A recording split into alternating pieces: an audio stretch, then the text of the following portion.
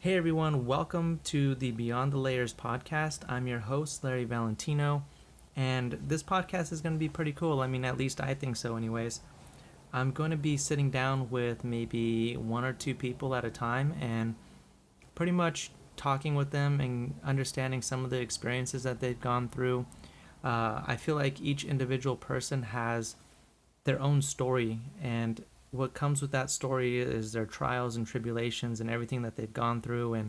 And I want to understand and peel back the layers of these individuals and see what are the decisions and what are the things that have sort of led them to make certain decisions that ultimately led them on the path that they're on, or that help them succeed with certain things. And I think that's very important because it gives people insight onto how to deal with a situation or how to approach a certain problem, and maybe help them with some solutions to some of their problems. And I think that is what the goal is of this podcast, essentially, is to just, if one person can take any one thing from any of the episodes, then I would call that a success. And I feel like I am able to interact with individuals and ask questions that will help drive the conversation into a particular direction in order to sort of achieve this goal. And so that's what this is. It's all in fun. It's all in a good time, and it allows me to get to know people and also learn from them as well. And I'm pretty sure some of the things that a lot of these people that I will be talking with have gone through, I've never gone through. And so that'll be really cool to see. And if something like that happens to me, then I'll hopefully know what to do in that situation. But yeah, I mean, that's pretty much what this is going to be. And, I think so far from just recording some of these episodes already, that this is going to be something pretty interesting. And what I found even before recording any podcast is that when I have conversations with individuals, a lot of times, especially one-on-one type of conversations, people feel a little bit more open to talk rather than, in a group setting or somewhere where it's a little less private or maybe a little less uncomfortable. And so, we'll make this a very comfortable place, and you'll start to see that people open up probably a lot more than they would have, or they even thought they would have before even agreeing to record this with me. So this will be pretty cool. And, I hope, again, I hope you can take something from this. And with that being said, we'll just jump right into this first episode with my first guest here. And yeah, here we go. For this week, I do have a very special guest, but before I introduce them or they introduce themselves, I'll tell you a little bit about myself. I will be your host. My name's Larry, and I am currently 26 years old, and I recently moved down to San Diego a little less than a year ago. Yeah, a little less than a year ago. And, once I moved down here, kind of just wanted to start this whole podcast thing and get it up and going, because I think that this will be really, really cool to, just have fun, talk to people, and see everything that they're about and the things that they've gone through, as well as, share some of my own experiences on particular situations as well. But this week, I do have my good friend, Dulce, and, let's hear a little bit about you. Why don't you tell everyone who you are? And, yeah. All right. Hi guys, my name is Dulce. I am 27 years old. I'm originally from Orange County, specifically Anaheim, and I moved to San Diego roughly 2 years ago. Yeah, I think it was... Yeah, 2 years ago. I moved down here January 29th of 2019, and I've been living in San Diego ever since. And I work as a scientist. Nice. So is working as a scientist, is that what made you want to move down here, or you just wanted to always live here or something? Funny thing is, when I was 15 years old, I came down to San Diego with my then best friend. Mm-hmm. And we ended up staying in Solana Beach with her aunt. So then I was like, one day I'm going to move here. I fell in love with San Diego. Yeah. The beaches are absolutely stunning. The people are much friendlier than in Orange County. And you're from Orange County? Yeah. Okay. Yeah, from Anaheim. And so I was like, well, I'm going to do it. And then 10 years later, I had the opportunity to like work in San Diego, and I took it, and I loved it. That's great. I mean, that's funny because I don't know if I actually shared this with you or not before, but a similar experience, because one of the first times that I've ever visited San Diego, I was like, I have to move here. Like, when I'm older, I want to live in San Diego. And, once the opportunity presented itself, I just moved on down here, in an apartment, and just here I am. I know. So it's crazy, yeah. Cool, yeah. But it's cool, yeah.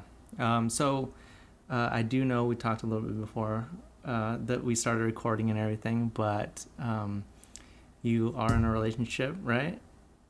And how's that going? It's complicated. It got really complicated not that long ago. Well, okay, you moved down to San Diego 2 years ago, right? Yeah. And you started in this relationship. How long after that? So I moved here like in January, and I started dating this person in August of that year. Okay, so good few months or so. It's been Okay. And he is in the Navy. Okay. So he's been in the Navy for... I guess common in San Diego, right? You know what? Almost every girl probably is going to get screwed over by like a military person. Wow, Because like we have so many different bases. You have the Marines, the Navy. That's true, yeah. We have a lot of military in San Diego, which kind of sucks. Yeah. But yeah, I've been dating with this person.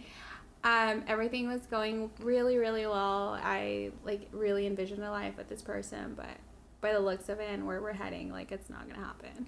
Wait, hold on. You're just like... Okay. So let's just back it up a little bit. This person in the Navy, are they not around? Is that why it's not working, or what's going on there? Okay, so obviously, my relationship was literally like it was great. It's perfect. Yeah. I loved, I've enjoyed every moment of it. But it's just the distance. He is now stationed in Guam. Okay, and how long has he been there? He's been there since last October of 2020. Okay, October. So he's been out in Guam since October, and then the fact that we're 18 hours apart has been really putting strain on our relationship, because it's like we can't coordinate times. It's getting harder and harder. Yeah. And it's gotten to the point where there's now days that we go without talking to each other. Oh, days. But it used to just be at least once every day. It would be I would see I felt like I was putting a lot of the effort to keep the communication or keep the relationship, because at first it was okay, but I guess the longer the time, the harder it is. Yeah, I mean, that makes sense. I'm sure dealing with a long distance relationship is probably one of the more difficult things to do, because especially when you're with a significant other, you want to be with them all the time rather than away from them all the time. So that probably makes it difficult. Yeah. But what, I guess before I ask what has been the recent downfalls, what, before that, when he first got deployed out to, or stationed out to Guam, what were some of the things that you did to help that transition? Our communication, it was so much better. I felt like he was putting a lot of effort as well as I was. Yeah. And now it's more I'm the one that's putting out all the effort and I'm not getting it back. I see. And I feel it's become a one-sided relationship. Mm-hmm. And it kind of sucks, because this person, I literally envisioned a life with them. Yeah. So, and then recently, 2 weeks ago, we came to a conclusion that we gave each other a break. Mm-hmm. So yeah, it's been a while that we've been struggling. I see.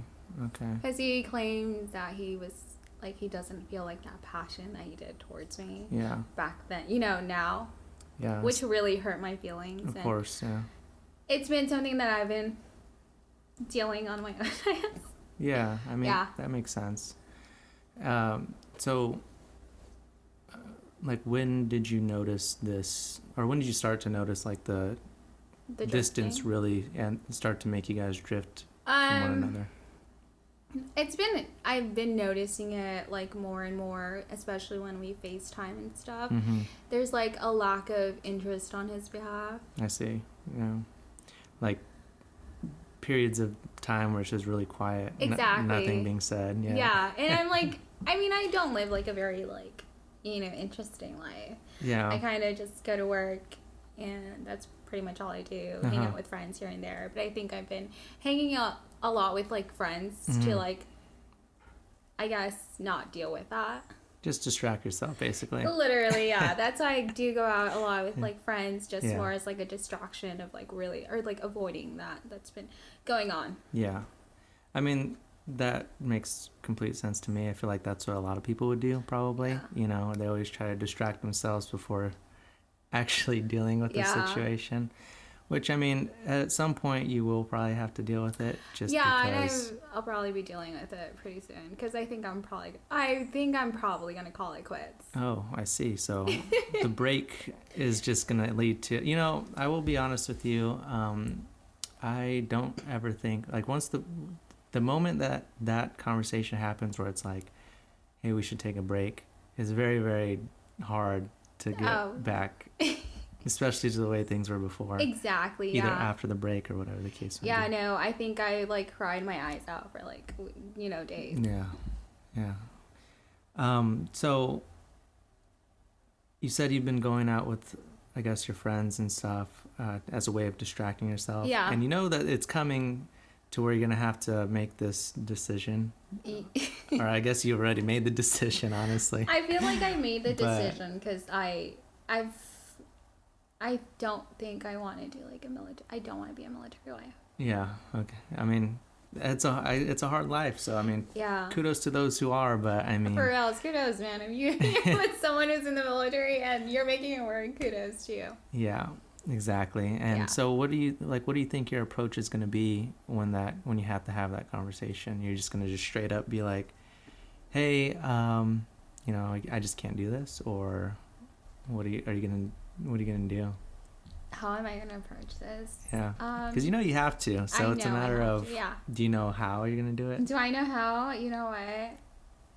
I'm just going to be very blunt and be like, Mhm. as much as I love you and I care for you, like, I don't want this life. Yeah. Because at the end of the day, like, we've talked about it, he does want to stay in the military. Yeah. So that he wants to essentially be in the military for, like, the next 12 years. Oh, Which I is see. a long time, you know? It is a long and time. So he wants to make a career out of it. He definitely does. And also because, like, overall, like, being in the military, like, on paper, it sounds perfect. Yeah. Like, you'll, like, get a pension by the time you're 40. Like, you get this housing Yeah. allowance and everything. So, overall, like, it sounds good. It sounds good. Yeah. But, like, at the same time, it's a lot of sacrifice on my behalf. Because I do want to do, like, the experiences of going out and, like, Yeah. going on, like, small trips, going, like, hanging out, doing Yeah. day nights, and I can't have any of that. I get it. So, I mean, that makes sense. And so I see and I can understand where you're at. So one question that I have for Yeah. you that I feel like maybe has an effect in the way that you might feel is, does it bother you when you see other couples out doing things like that? Or, friends that you're close to who may be in a relationship, like, hanging out with their significant others. And since you're in a long distance relationship, you don't get that opportunity. Does that make you feel some sort of way? A little upsetting. Yeah. Because I'm just like, well, prior to him leaving, we did make the mistake of, like, living together. Yes. Uh-huh. So that really screwed us over in the fact that we became so accustomed to each other. And we would do, like, literally everything Mhm. together. So we would do all of the things that all the couples do, like go on trips, do this. Yeah. And it was great. We never fought. Like, I don't think, like, we were ending this relationship because both of us, like, we did something wrong to each other. It's more like the distance is the reason why we're drifting and why we're going to break up. Yeah. Most likely. Most likely. Don't want to say for sure, but most likely. Okay. Most likely. It's really heading there, and Yeah. it's something that I'm trying to come to terms with Mhm. because Is it's it- hard. Yeah. Is there also a role in, like, the fact that I think you had mentioned to me before that he said he was going to be gone for, like, 2 years or something like that.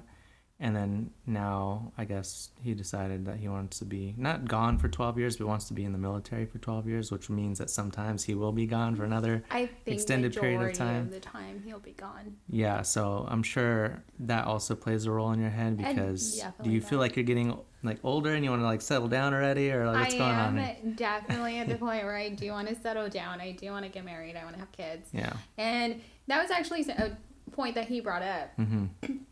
Where he said that he didn't want me to like essentially like waste my time or like waste my youth, because he's like, you want to have like kids and like get married by like a certain age. He's like, and I don't fit that timeline that you're putting out. Yeah. And he was honest about it, and he himself said he felt that we were drifting. Yeah, I mean, from the guy's perspective, and I don't have any experience being in the military, but I feel like a lot of times girls seem to be a little bit more ready to be in that. They get to that point of their life when they start imagining the future a lot more quickly than guys do. Yeah, we definitely do. Now you'll be like 21 wanting to get married already, while guys just want to party still and stuff. I wanted to do it by like the time I turned 30. Yeah. So it wasn't anything crazy. Like when you think about it, like the things I'm asking for are not something that he's gonna be able to avoid with like any other partner that he ends up with. Yeah. You know, they're things like, if you're in the military, the same problem you're having with me now is the same problem you're gonna have with other girls down, you know, that you end up dating in the future. Yeah, that's true. I mean, but you know, maybe he could possibly find somebody who can put up with whatever timeline, I guess, that he's on or whatever. But I mean, like you said, you don't, that's not what you want, right? So you're really pushing towards, you know, ending things, and I guess, well, maybe not right away, but start over eventually, right? With a non-military person. You know, I've learned I'm never dating anyone in the military. Yeah. What if they were in the military, but they're not anymore? Is that okay? Yeah, as long as I know they're not leaving. Yeah, fair enough. Yeah, no, it's just like, no, I devoted myself to the person. Yeah. Do you think that you may have devoted yourself so much so that you became dependent upon them? A little. Yeah. I do think so. So like when he left, or I've like definitely like was super lonely. Yeah. It was really hard. Depressing. It was depressing, yeah. So like that's interesting. Okay, so like right when he left, you became dependent on him, and then right when he left, you're like really sad and depressed. Like, what did you do during that time? And like eventually you got a little bit better. So what helped you get a little bit over that? Was that I think it was more like the fact that when he left, my lease was over in my current place. Yeah. So I took the decision of, since I didn't want to be by myself, mm-hmm. that was a factor why I kind of moved back home. Yeah. Okay. So you moved back home for a little bit. I did. I moved back home for like 3 months, but I did say also I was looking for a place. I didn't want to just like move into like just any place and sign a lease. So I kind of wanted to like look, but going home and being with like my family also is it was more it helped. Of course, so being with family, yeah. Not feeling like, oh, you know, this person's gone, like them. Yeah. And now you're back in San Diego, right? Yep. You have a roommate, but you're not living completely on your own. But how's that transition been, coming back and kind of being like in your own environment? In my own environment, it's not terrible. Mm-hmm. I don't hate it. I think that's why I've been trying to be like a social butterfly and trying to go out almost every weekend, or like, you know, just that. So but I also do enjoy like spending time by myself. Yeah. Where I'm just by myself, and it's like it's, you know, everybody needs like their alone time to like recover and like recharge. Yeah. But there are like episodes where I do get really sad and depressed, and I'm like, oh my god, you know, what am I doing? Yeah. And so like, let's say you were to have an episode like, and you start questioning life, I guess, everything going on in your life, and feel like you're probably not doing what you wanted to do or whatever the case might be. Like, what are some things that you do to sort of either relax yourself during those moments or maybe distract yourself even? I do have the tendency, I do go to the gym, and then I do also go shopping a lot. Oh, shopping, you're one of those, you're one of the people who shop their problems away. Exactly. It does feel good when you get something new, though. Yeah, I'm not it going to lie. is. It does It feel good is. sometimes. Yeah. And then I do, I'll read here and there, or like I'll listen to just like podcasts or just kind of. It's interesting that you brought up reading is because I used to, me personally, I used to hate reading, like books, especially like throughout high school. Like since I was little throughout high school, didn't really like reading books that much. But, you read books because you're forced to in class or whatever. But there came a point, I think it was like my second year in college or something like that, where I started reading books. And when I look back, that's when I noticed that after reading books, a lot of the way that I thought about things, even though they weren't like, I didn't read like self-help or like those types of books or like very, like biography book type of books or anything like that about people's lives. But I did notice just with reading like nonfiction type of books, storytelling type of books, that my mindset on the way that I think about things changed. Really? Yeah, that's just what happened to me personally. And so when certain problems would come up or situations would come up, I would notice that, okay, when I was in high school, I would probably do blah, blah, and blah. Oh, gotcha. But now, like knowing what I know or whatever the case might be, I would do this and that or whatever. So is there something like that whether it's reading books or whether it's like hanging out with your friends, is there something that you've noticed within this 2-year span that you've been here and that you've been in this relationship almost, where you've noticed a change in your sort of mindset or the way that you think about things or approach problems? I think this relationship has like showed me a lot of what I want and what I don't want. Oh, the relationship itself. The relationship itself has showed me what I want, what I don't want. Yeah. Like overall, like I can't talk and say anything negative about the person because honestly, they were probably the best thing. Mm-hmm. But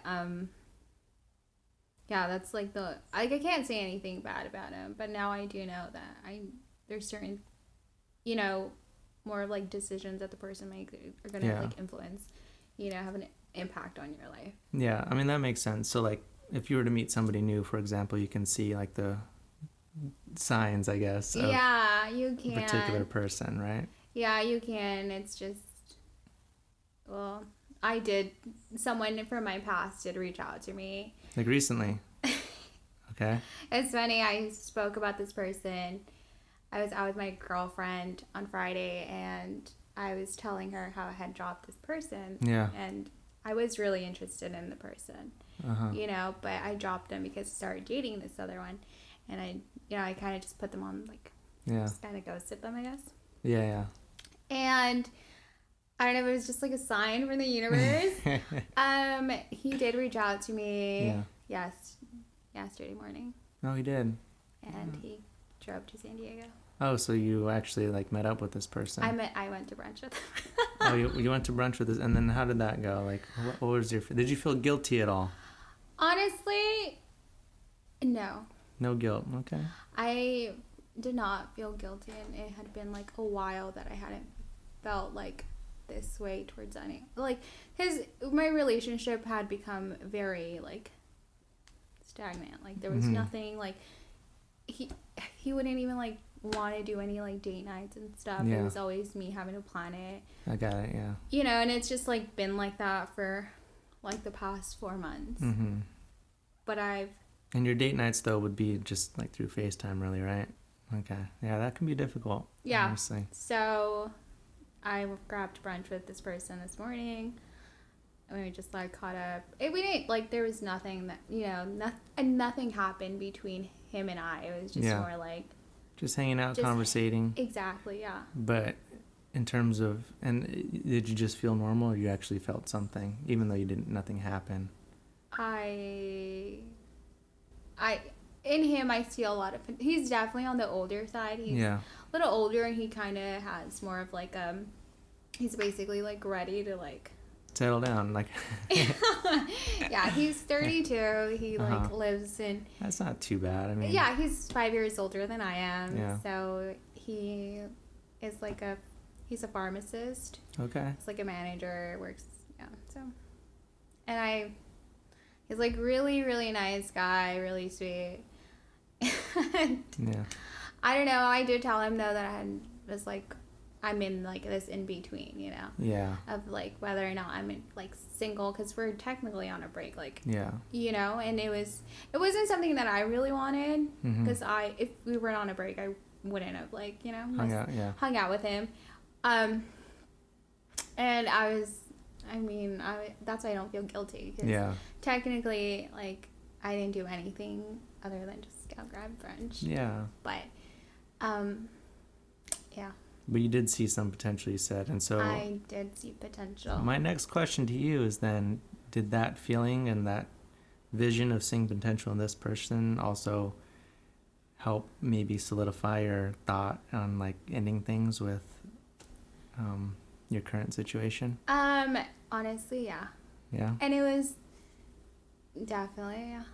And it's weird, though, because I kid you not, I've been approached probably by, like, multiple people. Yeah. And also, like, you know, through Instagram, people that I've, like, previously, like, you know, I didn't date or just, you know, talked. And I just, even though they asked me for dates and I was still in, like, this rocky situation, I didn't. Yeah. But with this person, I was like, I'm just going to do it. I'm just going to give it a shot. I'm just going to give it a shot. We'll go brunch. We'll drink a mimosa. We'll see how this goes. Yeah, but I mean, I don't know. I'm not going to get my hopes up with this person either, because, I mean, he doesn't live in San Diego. Like I mentioned, he does live in Upland, and he works in LA. Okay. Yeah, so it's a little, I mean, it's not as it's far not as like Guam. Yeah. We're not 18 hours apart. Yeah, so, I mean, I'm sure that's a little bit more doable for you. But yeah. It's interesting. Now, let's just say, hypothetically, you do end up ending things with your current, like, officially ending things with your current relationship. Would you, like, pursue this person right away, or would you kind of just, like, have some time to just kind of, you know, not necessarily test the waters out with other people, but just kind of, like, you know, be by yourself, actually by yourself, though, for a little while? Actually by myself. And then maybe pursuing it or something? Or do you think you're just going to jump right in? Jump right in. No, I think I did speak to him about it. I was like, yeah, I don't want to, like, jump into a relationship right away. Like, I kind of want to take things, like, slow. I really want to get to know whoever I end up dating. I know I definitely don't really want to date that much. Like, I kind of am over it. Like, I know what's out there. And with this person, I honestly, like, overall, like, from, like, you know, I've known him and he really liked me, but I kind of, you know, so I would definitely see something there. And it sounds terrible because, like, I'm pretty sure. I'm sorry, you're gonna have to blur that out. I can cut it out. Yeah, I'm pretty sure that person I'm dating wouldn't have in a way pushed me away, then I probably wouldn't be feeling this way. Yeah. You know, but it was just me all the time trying to make this work, and it just doesn't work like that. Yeah, no, especially if you notice that, you know, you're putting in all the effort and the other person's not, then that is a really big sign. And it's a little difficult because he may be telling you something and it might not be the whole thing, you know, why he's pushing you away or whatever the case might be. You know, he might be struggling with the distance just as much as you are and just doesn't know how to deal with it. But overall, if both of you guys are just, you know, are at this standstill, then, you know, maybe it's the best to, you know, take a break like you did, possibly just, you know, move on. If that's, to me, that I think, if I'm being 100% honest, you should always choose happiness. And if you're not feeling happy in your current situation, then you shouldn't, like, put up with it for years trying to fix it, knowing that it's probably not going to be fixed, or there's maybe like a 5% chance that it will be back the way it was before, because a lot of times it doesn't go back to how it was before. No, yeah, it was he like we tried to make it work, but after the fact that what he told me that he was like basically like losing interest in me, like I just, and I told him, I was like, I like that really hurt me. Like I can't just go back to how I was before, you know. It's like that's just like a lingering thought in my mind, like oh, you know, it's kind of sucks to see like the person who you envisioned a life with, and we had planned everything, you know. Yeah, and you know, one thing that is important to know is like, especially when you meet somebody and you envision your pretty much the entire life with them, that's a dangerous thing to do, first of all, just because it's like you're just setting yourself up for disappointment. But if you do that, like if you are distant from one another, it doesn't give you the chance to grow with each other. And usually if you have a future in mind, you'll grow towards that future together. But if you're distant, it's very, very difficult to do that. Yeah. Individually, you know? Yeah, it was more like me seeing someone like losing them and like you can't do anything about it. It's just, there's absolutely nothing I can do. Yeah, I mean, you could have moved to Guam. I'm just kidding. You know, I would never. Yeah. I don't see myself becoming like super dependent on someone. Like I do like having my own job. I do like working. I went to school for this. I'm not just gonna drop everything for like one person, and you know, and it's, which you shouldn't, by the way. I know. I'm not going to. So it's been really tough on me, and it's been like I've just been dealing with it like on my own, you know. Just like only like my very close friends, and now almost everyone's gonna know. Oh yeah, everybody's gonna know because this is gonna go out there, and everybody's gonna listen to it. Yeah. So I just don't know. Yeah. Because I still like really love this person and care for them. Yeah. See, and because of that feeling that you're gonna have, especially if you do break up, that's a good reason why not to just directly jump into something else right away, you know, because you still do have these strong feelings for this other person. So yeah, definitely wouldn't advise you to do that. But if you can just like, you know, like let's just say that, you know, you end up single, and I think the best way to manage is just to kind of chill, hang out with your friends like you are doing now, and not think too much about the future, not think too much about the past if you can help it. Yeah, it's just... and just kind of live for a little bit, and you'll eventually get to a point where you'll feel ready enough to maybe either keep talking to this pharmacist guy, or start dating in some other aspect. But I think you should definitely take some time off. Yeah, just a little bit. It doesn't have to be like a year or something like that. Just a couple months maybe. No, and I know I need to take like a break and like really like heal. Yeah. Because it's just nonstop. I've been like super sad. Yeah. About it, and that's why like going on. Technically, like it's more like it wasn't a date. It was more like just hanging out. Like, yeah. Did bring me some. It's a date. It was just you and him. It's a date. I'm just kidding. That's how most guys would perceive it. That's how most guys would perceive it. Yeah, and he was like, yeah. So what was I gonna say? Totally forgot. Oh, you were just talking about taking some time. Yeah, I'll take the time, but it's to just heal. Yeah. Yeah, because it's been really hard. Yeah. It's been really, really hard. Yeah, and the one thing also to remember, I think, is like when you go through something like this, where it's very difficult, and you have all the other aspects of your life to deal with, like work and like other relationships with your friends and family and stuff like that. Sometimes when it gets too overwhelming, it can start to affect those aspects of your life as well. And so that's why I think it's important to just kind of get yourself all together before doing. Yeah, it's something that I'm gonna have to deal with, and I think I'm getting to the point where I'm ready to like let it go. That's good. I mean, I bet you a couple months ago you didn't feel that way, but now you're starting to feel that way, and that's what we like to call progress. I hope so. Yeah, I know. Like I'm probably gonna be still like a hot mess. I mean, yeah, it's not going to be a pleasant thing. It's not going to be a pleasant, because there's so many things that like remind me of this person, you know? Like, we had so many memories. Yeah. We literally he already had, like, an engagement fund. Like, Oh, wow. So this thing was, like... Yeah, I mean, it was serious. It was definitely serious. Yeah, so, I mean, it's going to be difficult. But you know what? With each day that passes, it'll get a little bit easier. I hope so, Larry. It will. It definitely will. But the first few weeks or so will be the hardest. But once you get through those, trust me, you'll be like, oh, this isn't as bad as I thought it was going to be. I really hope so, because it's been fucking hell. Yeah. And it sucks because, like, my parents, like, really liked him. Like, his parents really liked me. I mean, that's always tough, too. When your family likes one another, yeah. I mean, which is why I'm, like, not gonna, like, tell my parents, like, anything until, like, feel like I'm okay to talk about it.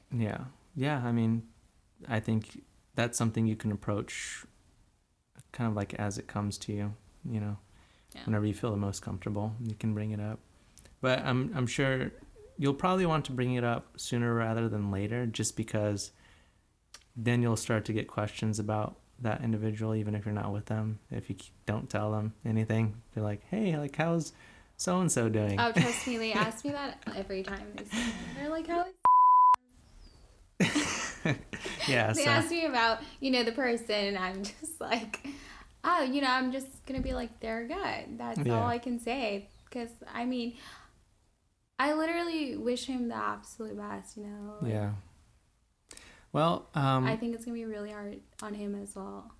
Don't know when this will be coming out, but I don't know where you're going to be in that when it does. But as of right now, if you had, some advice to give to somebody who might be going through something similar, or maybe what to prepare themselves for if they were to get in a relationship with somebody who is in the military, or there has to be away for a long period of time, what would be something that you would tell them? I think, like, trust and communication are two really big things. Mm-hmm.